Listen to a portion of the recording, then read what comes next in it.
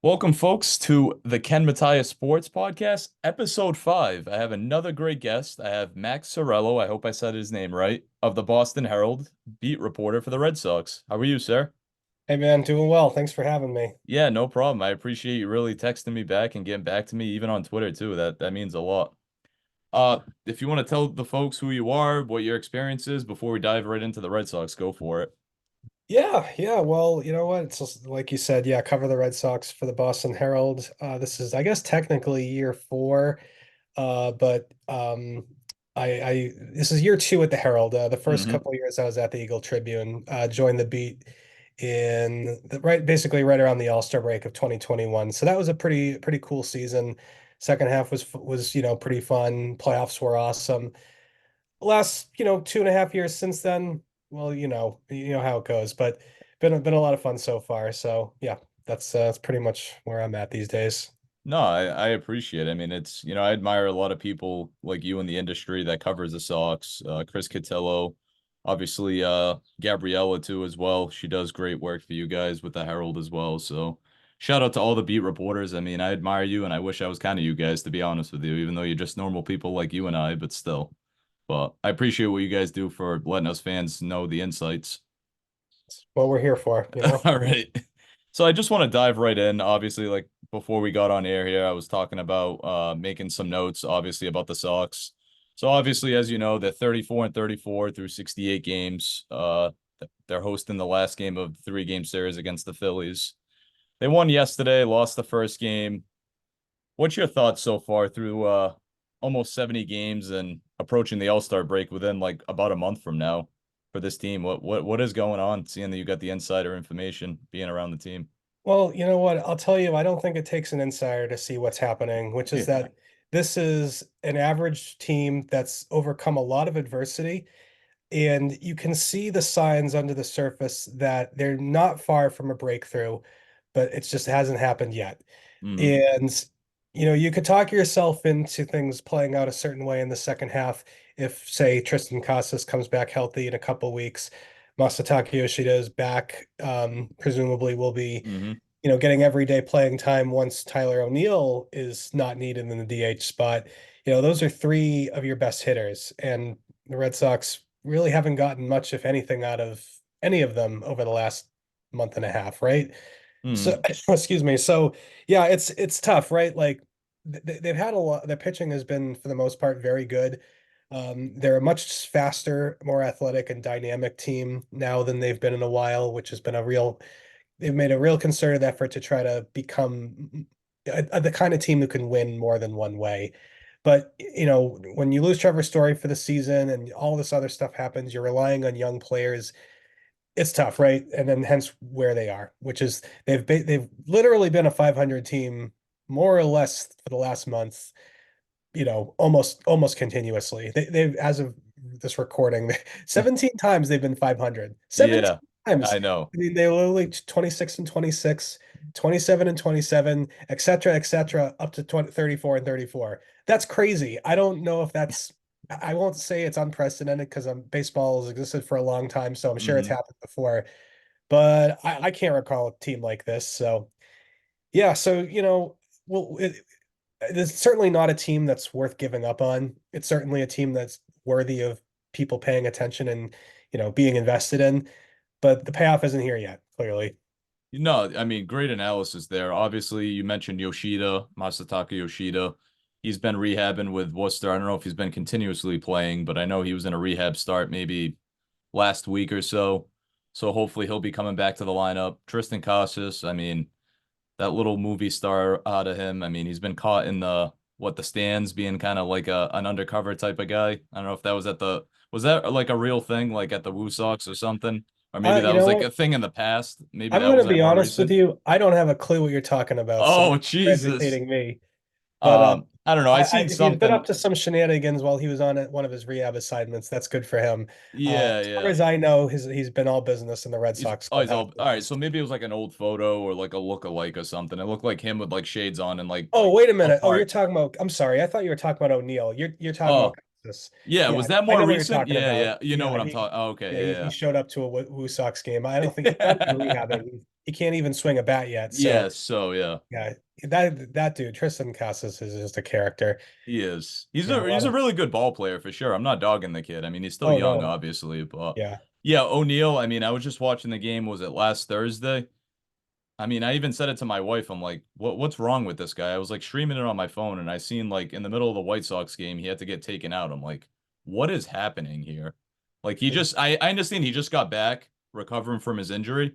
Then all of a sudden it's just the middle of the inning. He's just like trainer, Alex Cora. I'm like, what is happening? You know, I'm not gonna bash the guy. He's been through a lot. He had a hot start or a hot streak at the start of the season, obviously, but I mean, what's up with him? He seems like he's all business and he just wants to win and play every day.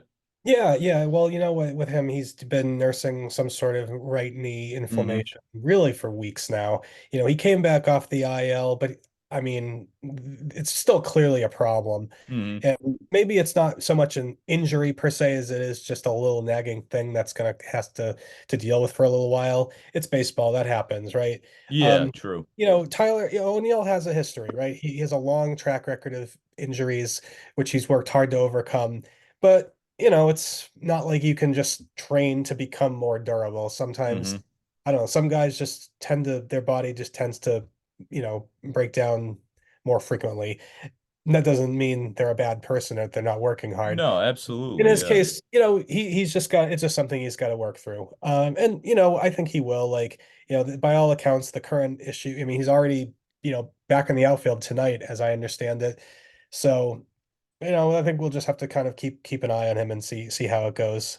Hmm. Um, yeah, so Yeah, no, that's good points as well. I want to kind of transition to the pitching staff. Obviously, watching some highlights last week, I seen Brian Bayo just really frustrated on the mound against the White Sox. I mean, he got tagged for a few runs. He just looked visibly frustrated.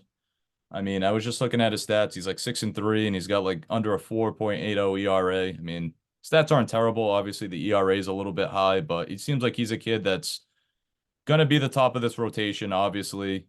Chris Sale moving on. Obviously, they traded Vaughn Grissom for him, and he hasn't really panned out because he's been injury prone as well. But I'm hoping for the best for that kid to be the future second baseman or something with the Sox. But yeah, I mean, obviously Bayo, Houck's on the mound tonight. I just looked up; he's under a 2 ERA, 6-5 record. I mean, what do you think of like Andrew Bailey's like resilientness or basically reviving this pitching rotation after the departure of Dave Bush the past few years? yeah, yeah. Well, I think it's probably the most important acquisition of the offseason was Hmm. arguably Andrew Bailey because this pitching staff over the past couple of years has pretty consistently underachieved. You have a bunch of guys who, in theory, are supposed to be the people this team is relying on. And for one reason or another, many of them haven't been either consistent enough, healthy enough, or good enough. So you go get Andrew Bailey and you bring in Justin Willard, who is the new director of pitching. These guys both have excellent track records with the Giants and with the Twins, respectively, Hmm. essentially creating they call it the pitching infrastructure for basically think of it this way. If you're in the Red Sox clubhouse, you'll hear certain phrases and philosophies, and you know, they'll go about trying to develop pitchers a certain way. If you go to Worcester, you'll hear the exact same things. If you go to Portland, you'll hear the exact same things. So it just If you keeps go going to down the line. the Dominican Republic, Hmm. the Dominican Academy, you'll hear the same things. Basically, what they've tried to do is create an organization-wide philosophy, which can be summed up by the phrase nasty stuff in the zone. Throw nasty stuff in the strike zone. And I mean, it's so simple, right? But like a lot of people don't do that. Sometimes people are trying to emphasize certain pitches, and not Hmm. everyone's good at throwing those pitches. Some guys are better suited to throw other pitches. That's why you're also seeing a lot more emphasis on off-speed stuff. You know, guys who used to throw more fastballs are throwing a lot less fastballs. Why? Their fastballs kind of stink. So why throw your bad pitches a lot and when you have better pitches that you could throw more? Hmm.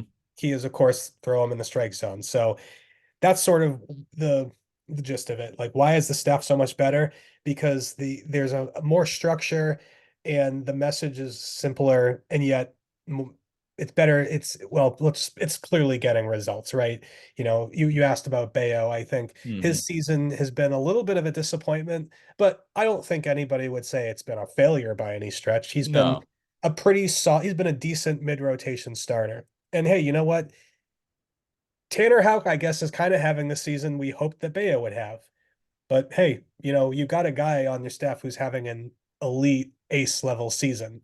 If Hmm. Bayo happens to just eventually finish with like a 4 ERA, throws 180 innings, hey, that's good. You'll take that. That's Carter Crawford seems to be on pace to do something like that. Hmm. Those are three guys who you needed to have to take a step forward. Whitlock, that's just so unfortunate. I mean, he was off to a great start and the injury bug happened. So you had four guys you were counting on, and it looks like three of them are at the very least on pace to give you enough. And Hmm. that's huge, right? Now going forward, you can hopefully bring in another guy. You'll have Lucas Giolito coming back from injury. So Pivetta will be a free agent. You have to make a decision on him. But it's clear that the pitching staff is in a much better place now than it has been for quite a while. And now the key is just loading up with younger arms in the system so that more people are coming up, down the road.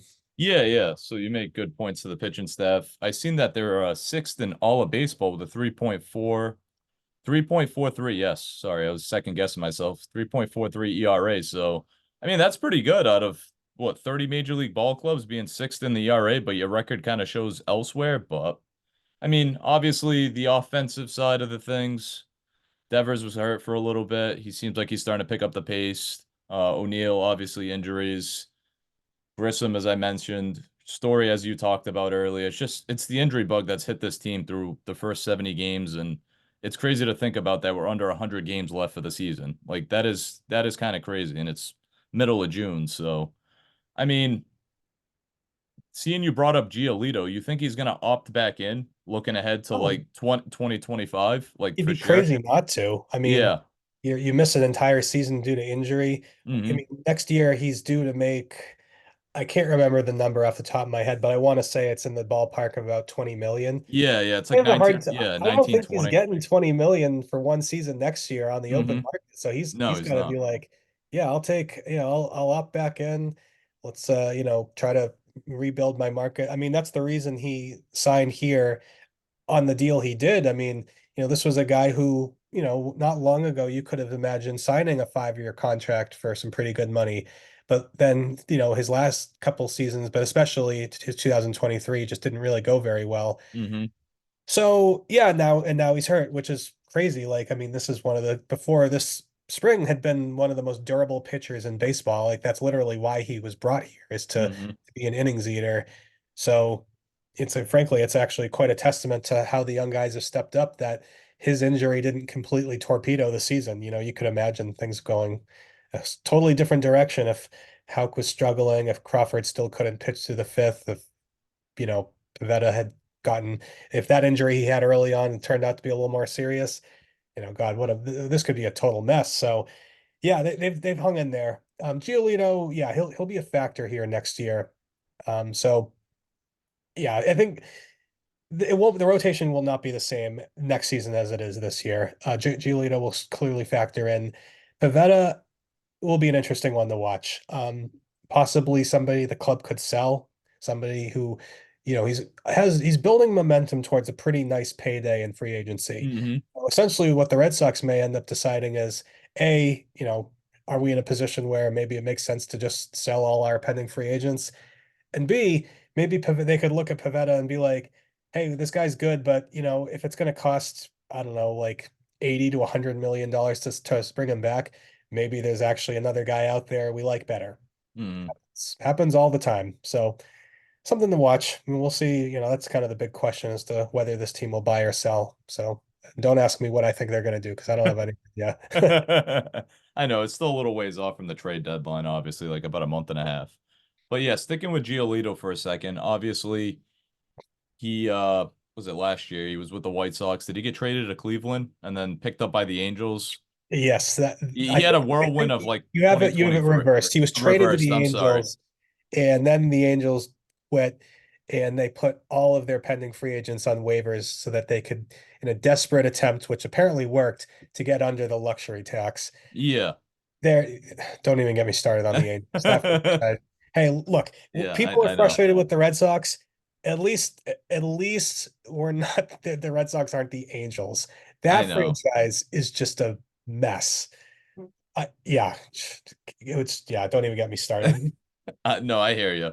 I did have it reversed. I'm sorry. And then obviously, I'm not trying to get into his personal life. Obviously, media reports came out he went through a divorce. So obviously, that would mess anybody up. You know, it messes a normal human being up. Never mind a professional athlete that's constantly on the road, home, away. You know, kids, yada yada yada. But I mean, it's a good point or an interesting point you bring up Pavetta. I mean, I would love to see him in a Boston uniform because what he's just a little over 30, 30, 31, 32. Yeah, about that, I think. I Yeah, mean, so for a short 3, 4 year deal, but he's gonna want a lot of money. So it's like I'd rather spend it on whoever's a pending free agent heading into 2025 or trade for somebody as fans have wanted the team to do for like seasons now.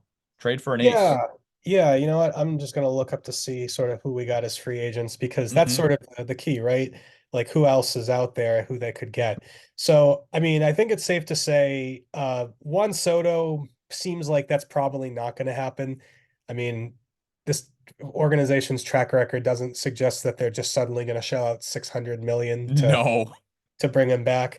But I mean, there's some guys like I think Corbin, well, Corbin Burns theoretically would be the top of the heap, but Hmm. I kind of have a sense that Baltimore's not letting him go. No, they're gonna resign him for sure after just You what got trading for him. So Yeah. So just looking at the list, Garrett Cole has an opt out, but he's not that's leaving New York. nope. Blake Snell, that's no one's going to touch him right now. No. Verlander, Scherzer, kind of, I don't know if those are the guys you would necessarily, you know, look to at this stage of their careers. And at this, maybe if the Red Sox were like seriously like we're going to win the World Series this year, I think they want some multi-year guys. So yeah, Yeah. Corbin Burns is sort of the kind of guy you'd want to see. Max Fried is possibly somebody who could be made available. Walker Bueller, there are others, of course, too, and whoever emerges from the trade market. But yeah, that's sort of like this team's next big move in this coming off season is probably be once again to try to bring in a top of the line starter. But I think what they're hoping happens in the meantime is that maybe somebody who's in the system now can emerge as that. So we'll, that's sort of going to be something we'll want to watch, especially in the second half. Um, Obviously, the position player prospects are sort of much closer, but you also have Yeah. people who have made important strides who went from afterthoughts to intriguing, and we'll see if they turn into real guys. You have your Zach Penrods, your Luis Perales, both of whom are kind of now seem to be dealing with some injuries, but before that had been outstanding. Flying up Ryan Zephyr-John's another guy. Um, Some guys I haven't even heard of. I mean, I've heard yeah, of yeah, Luis exactly. Well, Perales. Paralysis like becoming like is now a top 100 guy, but Mhm. these other guys are, Penrod was pitching an indie ball this time last season. Now he's in AAA. Zephyr John was, I mean, it was just not somebody who was on anybody's radar. And yet here he is now, who this guy throws high 90s, can touch 100. Before he couldn't, he didn't know where the ball was going. Now he does. Yeah. Now you got something.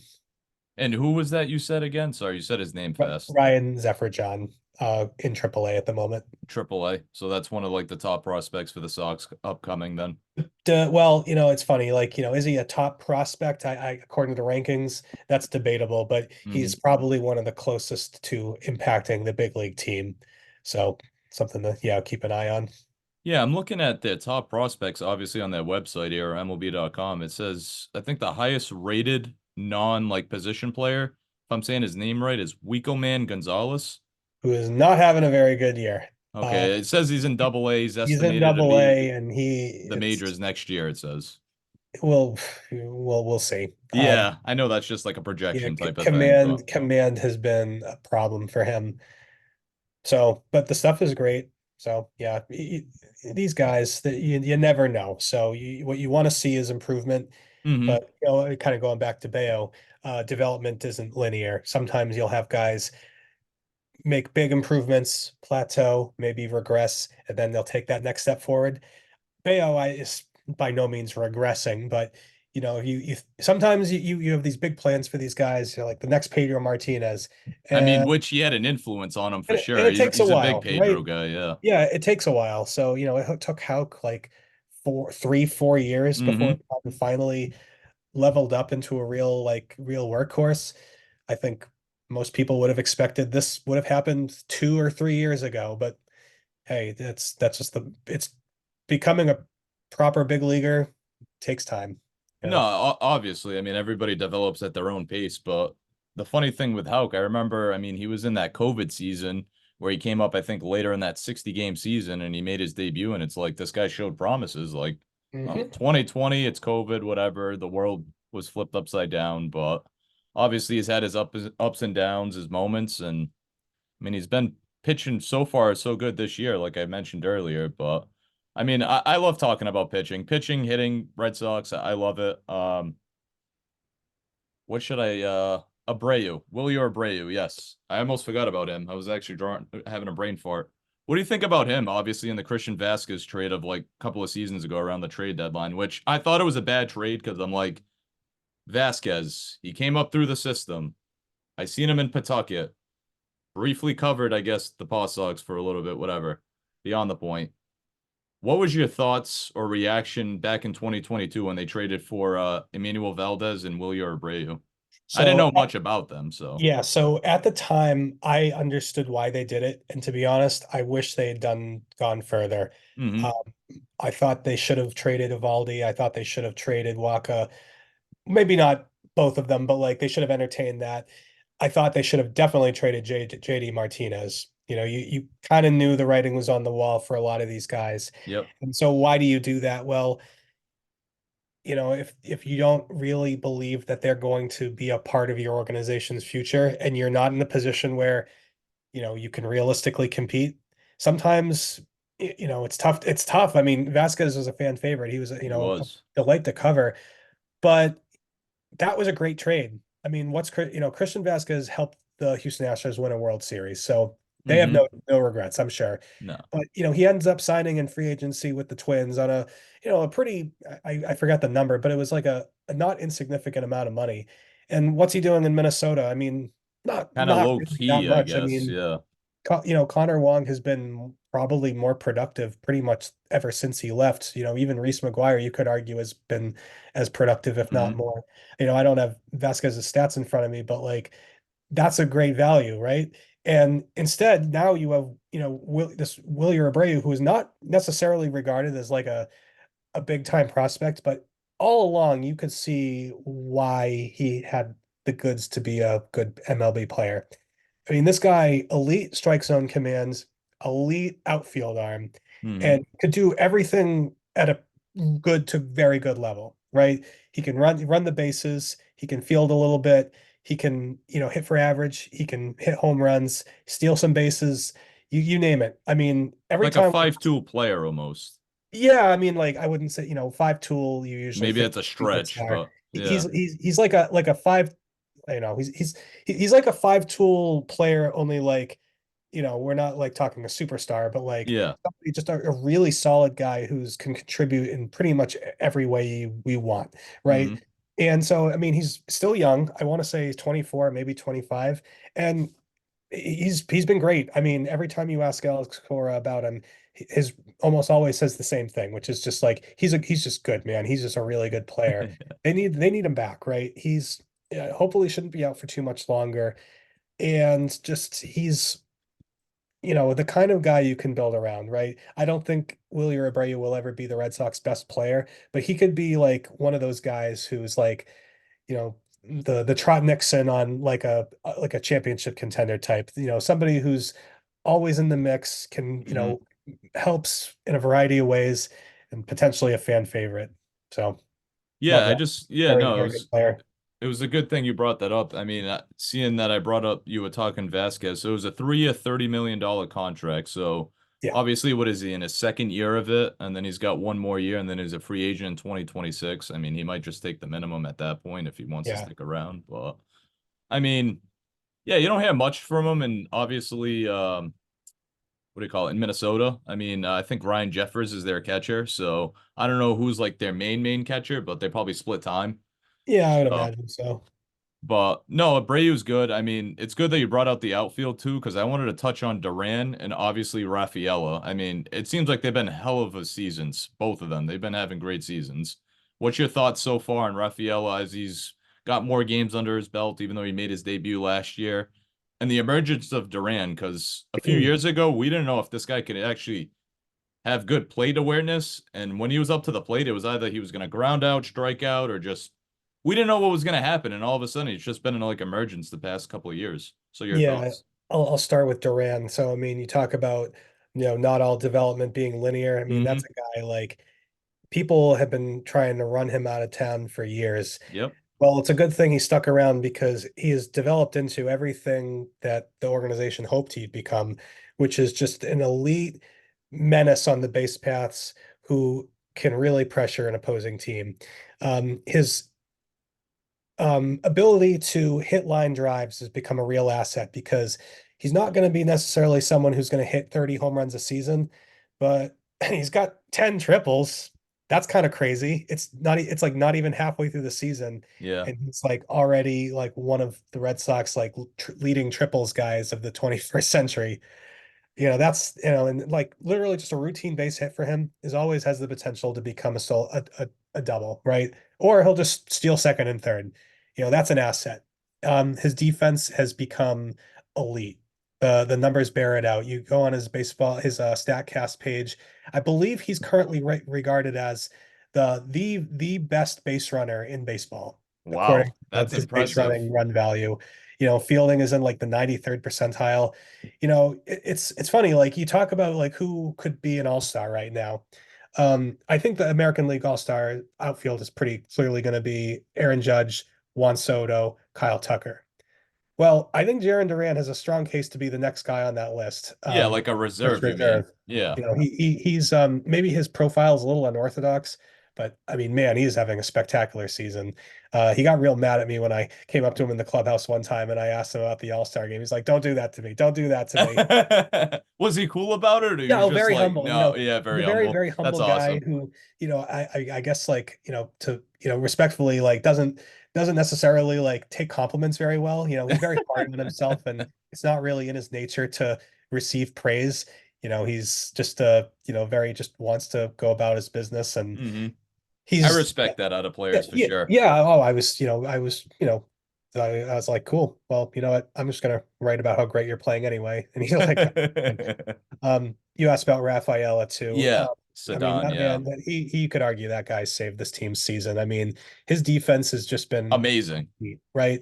You see it at center field. I mean, just talk about a game changer, right?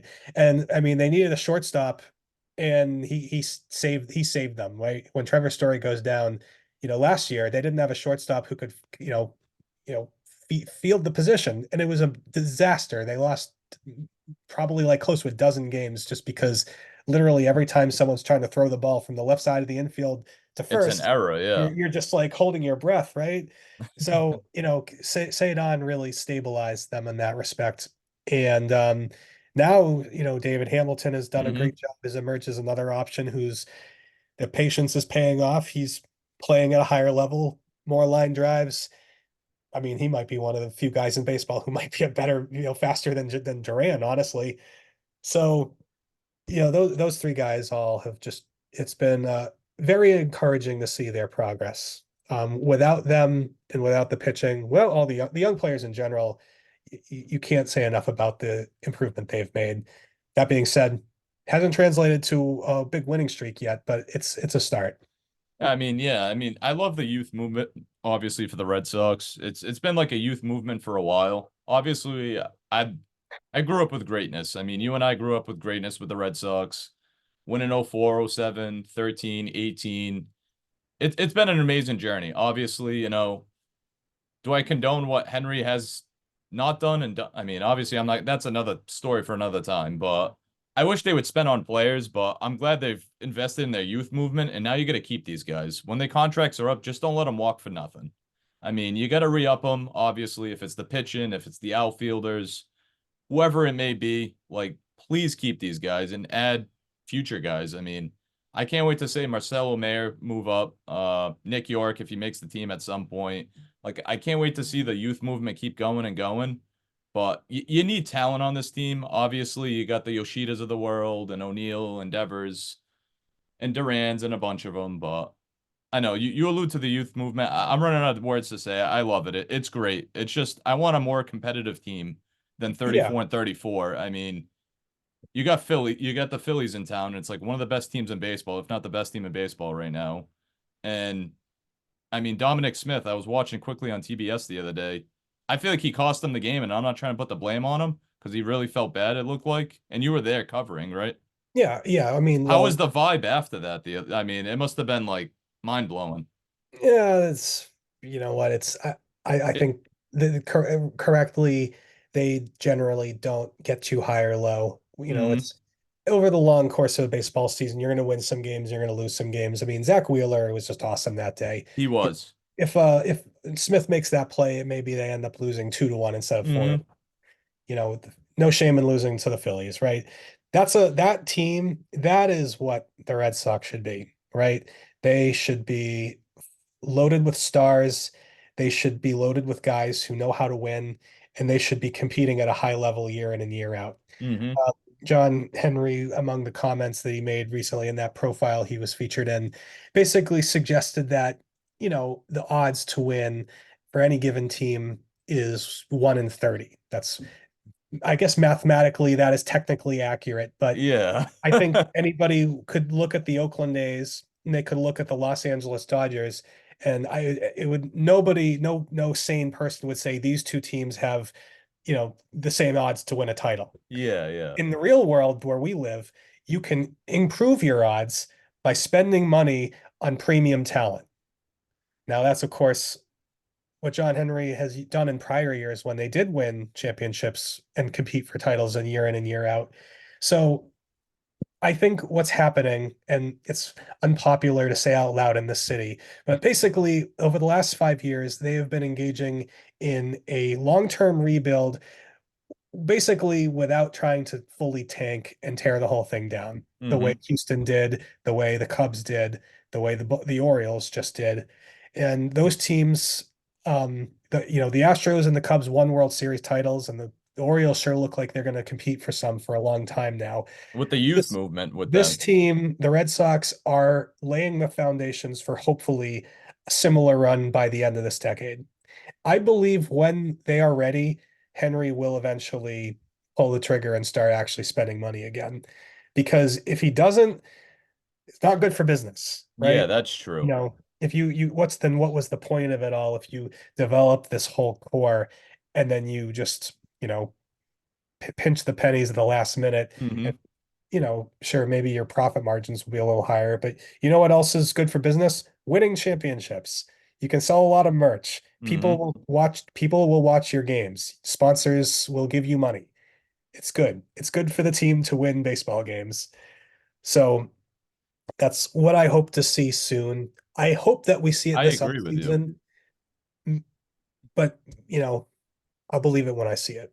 You hope you to see it this offseason. I hope to see it every offseason, but then I always get disappointed when it's January, February, and I'm one of the few people. It's like I'm ready for the baseball season. Then everybody's like, it's the Red Sox, and it's like, yeah, I know that, but still, I mean, I'm always hyped for the baseball I'll season tell every you single this, year. this past offseason was immensely disappointing, It but was. it's worth mentioning the Red Sox were hardly the only team that was inexplicably uh unenthusiastic about spending money. The Hmm. Dodgers were going crazy, but Bonkers for them. nobody else really spent anything. Hmm. So I think there was sort of like a bit of there was some industry-wide stuff going on. I wouldn't be surprised if it's sort of the owners trying to like assert some measure of control over the players. These things, it's a forever battle, right? It They're is. always owners want to save money, the players want to Hmm. make as much as they can. It's a, it's a never-ending dance. So hopefully this coming off season, we'll see a little bit more player movement around the league, and maybe that'll encourage the Red Sox to be a bit more aggressive too. Sure. But I plus, know Oh, go ahead. Sorry. I was just gonna say, but on Yeah. the plus side, if they've got more young talent who've proven themselves to be good, Hmm. now instead of filling, a dozen needs, maybe now you can actually spend a bunch of money on one pitcher and maybe one hitter, and that could make all the difference. Whereas maybe in the past couple of years, they could have reasonably just been like, there's too many holes. It's not going to be worth it. It's true. As we wrap up here, any final thoughts? I wanted to mention maybe Cora's future. I know his contract's done at the end of the 2024 season. Do you see him past 2024, hopefully, or do you see him just taking a job somewhere else, another managerial position or bench coach or retiring maybe? Who knows? Oh, he's gonna manage next year, and I'll tell you what, he's gonna be paid handsomely to do so. Yes. Whether that's by the Red Sox or by another team, I don't know. They are not negotiating in season, and I think this season is basically like there was a lot of talk last year about how Craig Breslow was hired, but he wasn't given the opportunity to hire his own manager. Well, I think that's kind of what this year's all about. They're Yep. going to kind of see how they coexist, how their philosophies and their timelines and all of that stuff mesh. So I think Alex could stay. I don't want to say he will stay, but Hmm. I think I would say I'd feel pretty optimistic about it, but I wouldn't necessarily say it's something I necessarily am going to guarantee, right? Hmm. I feel And better about his chances of coming back than I did about Dan Hurley coming back to this Yukon this time, maybe on like Sunday afternoon. that was crazy. Getting That off got a bit topic. squirrely. I Yeah. was sweating that one out, but the story had a happy ending, so we're all good. I'm under the assumption you're a UConn fan, obviously. Oh, there you go. There you go Yes, with the yes, hat representing. yes, But indeed. yeah, like I said, we got like a minute and a half or so. Any final takeaways before we wrap up? I just don't want to get cut off here. Nah, man, we're good. Thanks so much for having me. No, no problem. And I hope everybody enjoys episode 5 with Max Cerullo of the Boston Herald. I really appreciate it. Thank you, Mac. Of course, thanks again for having me.